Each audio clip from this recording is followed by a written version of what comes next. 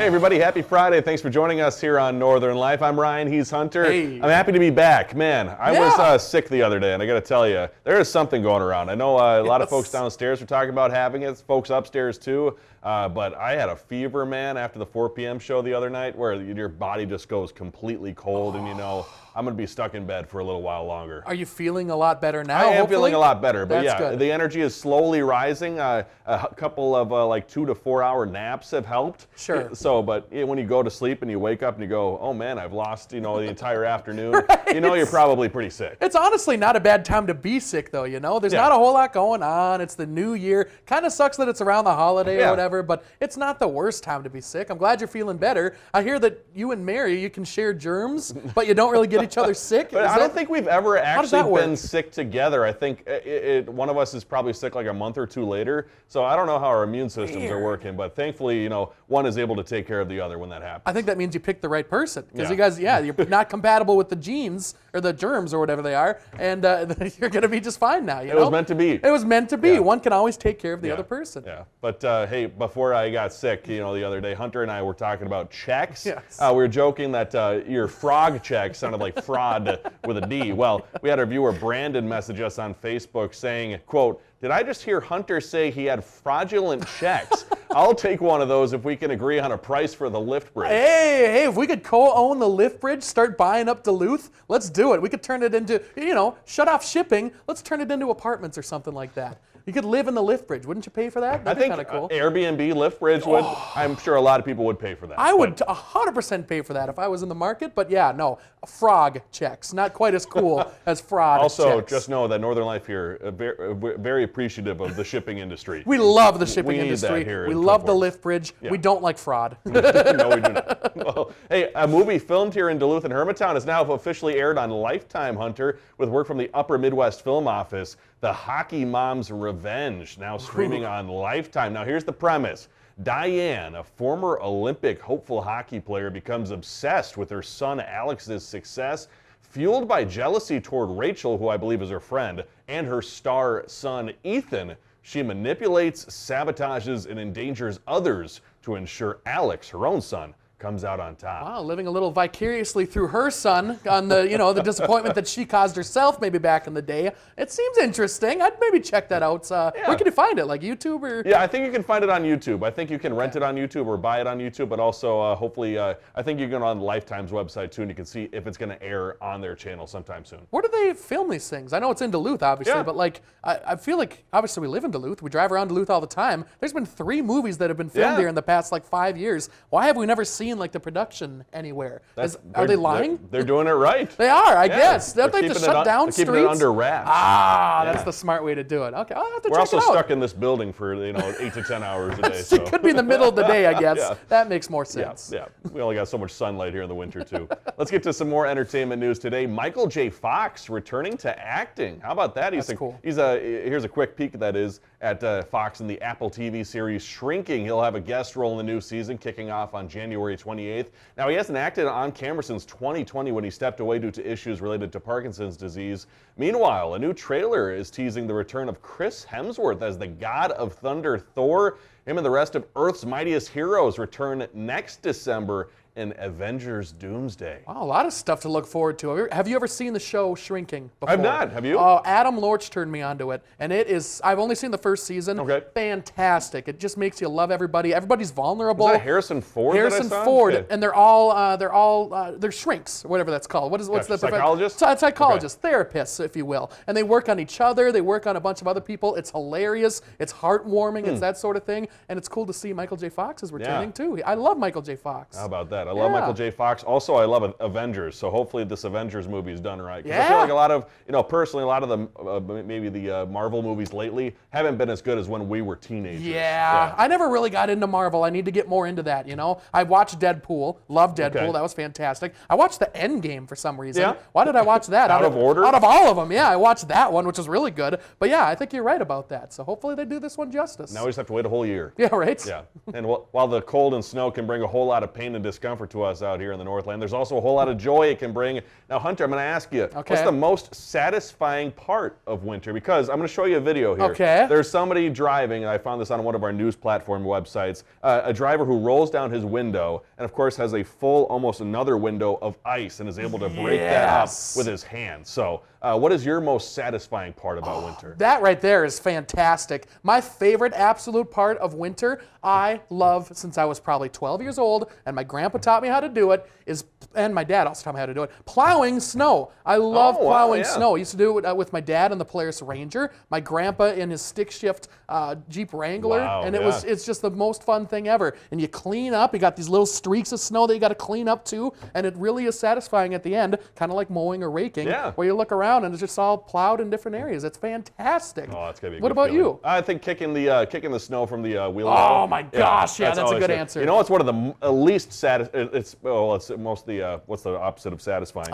Most disheartening. Yeah, sure, that works. That works. Is when you open your car door and snow gets right onto your seat after you open the door. That's the worst. That's the worst. You just brushed off everything. You forgot to brush that little bit above the door. You got heated seats, so right away it like melts and you got water now on your seats. It's like, that's horrible. Not fun. No. Well, hey, as we head into 2026, diners are starting to move on from some food fads. According to Sonoma Magazine, things like pickled flavor everything and the viral Dubai chocolate are apparently losing their appeal. And also even busy neon restaurant backgrounds and other photo ops starting to feel old as travelers and diners looking for more authentic experiences out there. I could see that, especially with the pickle thing. I feel like that's been played out for the past couple of years. So I'm kind of happy to see that go away. I like pickles. I'll eat pickles on my own if I want them, but you know, it's a good trend. I want the real deal. Yes. I like what I like. Give me a Vlasic. Yeah. Whole jar. Coming up, how AI can help you get those New Year's resolutions on the right track.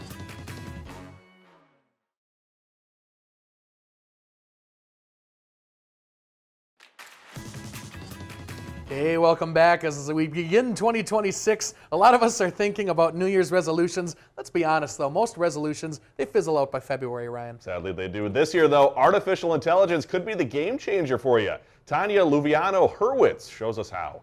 From paying credit card debt, mortgages, school tuitions, financial resolutions, top many lists. AI is making it easier than ever to turn those goals into reality, acting as your non-judgmental money coach 24/7. First, how can AI help me save money? If you are using a credit card or other sort of electronic payments where you would have a record of all of your transactions, take a picture of that, upload it into the AI and say, hey, this is my last 6 months of transactions that I've had on my credit card. I want to cut back my spending because I want to save $200 a month. Saving at least $200 can definitely be doable. And AI will give you practical ways you can save money based on your expenses. According to Michael Todasco, an AI expert at San Diego State University, the more details you give AI, the better results you'll get. How can AI help me with my professional goals? According to Todasco, AI is great at teaching us new things. If you want to move from industry X to industry Y, and you don't know a lot about industry Y, start asking questions. I want to make a shift into this world. What are the things that I really need to know? You can even upload your resume, and AI can help you find jobs. Here are the specific changes I recommend making to your document. If it knows your resume, say, hey, I am going to interview for a financial analyst job at this company. Can you ask me the questions in there? And then at the end, I want you to critique my responses. AI can also help you with your health and fitness goals.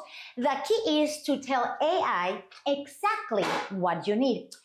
Hey, I work out 6 days a week, 3 days of cardio and 3 days of weights. Focus on progressive overload. Maybe swap one cardio session for extra lifting. Track progress weekly to stay on point. It can customize the whole experience for you. It could say like, hey, these are the types of meals that you should be eating.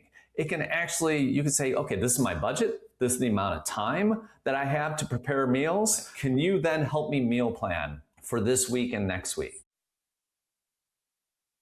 I got a lot of questions. Yeah, well, we'll start with the good ones. We'll Sure. start with, it can be very helpful. I've actually used ChatGPT before too to say like, hey, I'm preparing for a marathon. How long should I train for, and what should I do on a daily basis? Yeah. And other things too, like financially, like, hey, how can I best set myself up for success in the years ahead? I'm not uploading my financial information to AI though. Isn't that what they tell you exactly not to do? What are they talking about right Hunter, there? take a picture of your social security card and send it to me. My 16-digit credit card number. And I'm going to make sure it's authentic. Yeah, of course. I'll do that right away for you, AI. What the heck is wrong with that? But also, like job applications and things like that, write your own thing, exactly what they're saying, and then ask it for any advice for what to change on it. I think that's a fantastic use, but not the financial stuff. Yeah, maybe not. Financial pictures probably be a no-go. But I think a lot of employers out there probably do use software that then dwindles people down and has keywords that they want you to use. So I'm sure AI and ChatGPT and folks like that could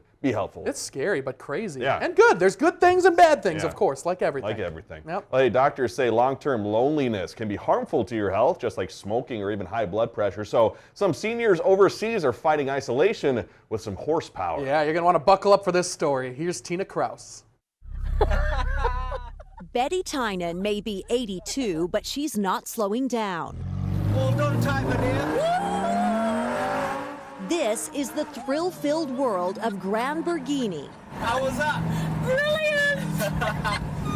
A British venture that pairs seniors with owners of supercars who volunteer to put the pedal to the metal in a race against loneliness. Honestly, it's great to see the experience they have and the joy. We didn't even break the speed limit. Oh, wow, did we not? Didn't your mum ever tell you about getting into fast cars with With young men? strange men?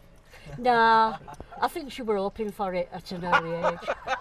But the joyrides come from a place of heartbreak. Mark Cody's grandmother, Hazel, died by suicide at the end of the pandemic, driving him to give other seniors a way to break free from isolation. I thought what better way to do something amazing is, in a wild, exciting way of getting people excited about life again. And for me, that's what Gran Borghini stands for. 92-year-old Bessie Watts took a spin in the McLaren and says her grandson will be jealous. His ambition is to be part of the McLaren team. Grandma's got there first. Yeah. The project delivers more than fast rides. You buy these cars to make people smile, and that's the value for me. You just can't put it into words, can you? No, you it's can't. Fantastic. It's the most wonderful experience ever. Showing adventure has no age limit. Should we give it a proper rev? And neither does feeling connected. Tina Kraus, CBS News, London. Oh, so lovely. That was awesome. Everyone likes a little thrill now and then, it's going to be hard to ride in any other car going forward. Right? Yeah. Well, coming up, we're talking sports after the break.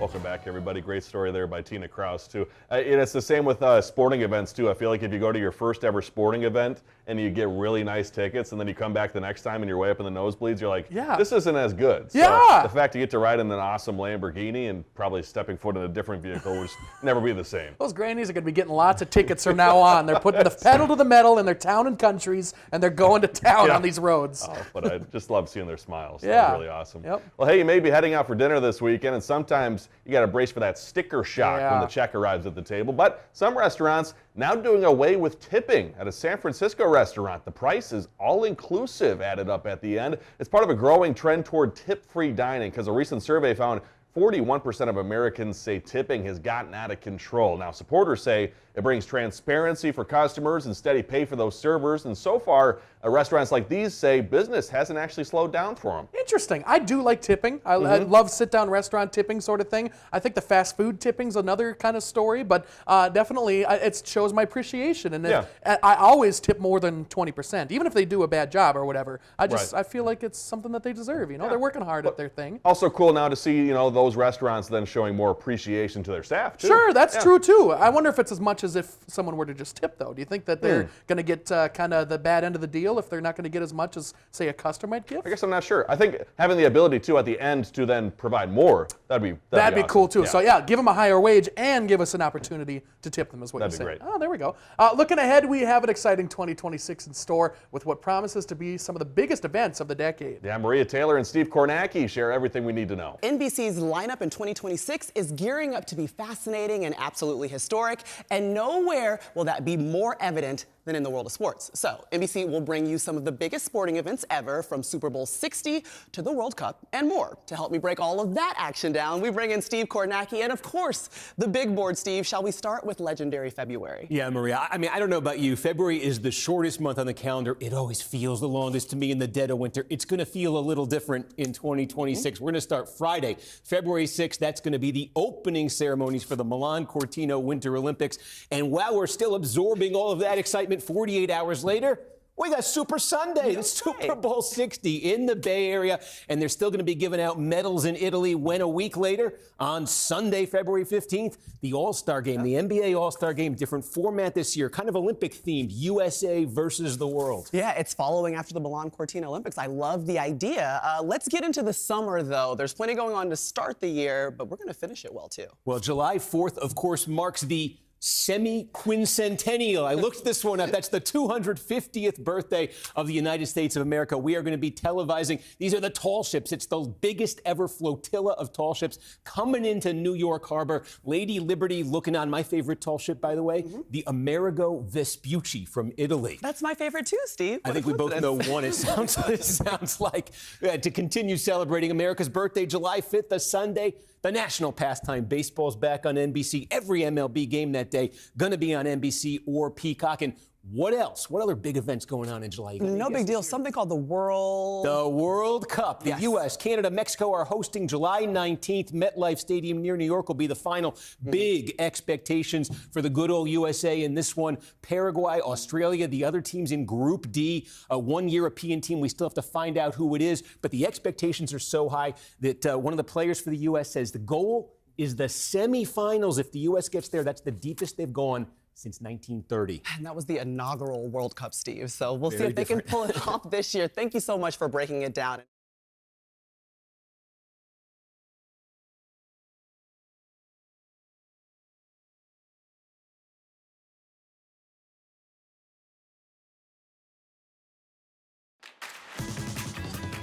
Hey, when we see you again next week, we're going to take you to Superior Middle School where we're playing instruments in band class. Ryan does a little directing. Ryan and I even get to hit the drums and get to lead the class as well during the next week's Blindfold. Mr. Langley, one of my good friends. Going to be a lot of fun there, Ryan. This is going to be a lot of fun. Big hat day, too, so that'll be a fun blindfold when we see you again on Tuesday. Hunter, you got any flotillas you're looking forward to next summer? Some what? Flotillas, the boats you were talking about? Oh, yeah, no, I forgot about that whole part of the thing. Yeah, no, it's any boat that's going to be a part of that thing. I'm super excited for, Ryan. Nice. What about you? Me too. Same.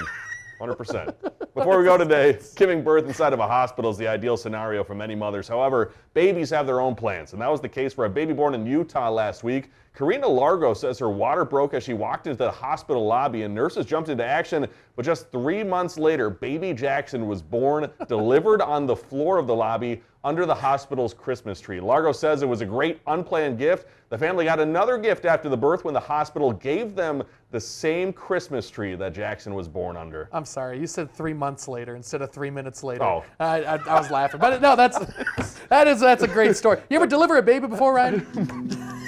Can't say I have. We love you all so much. 3 minutes, not 3 months. We'll see you on Monday. Find some time to throw a line or just head outside to unwind. That's the life in the great North Woods. Hike or bike, whatever you like. Get out in the day, enjoy the night. Yeah, we got the life in the great North Woods. Yeah, we got the life in the great North Woods. Yeah, this is Northern Life.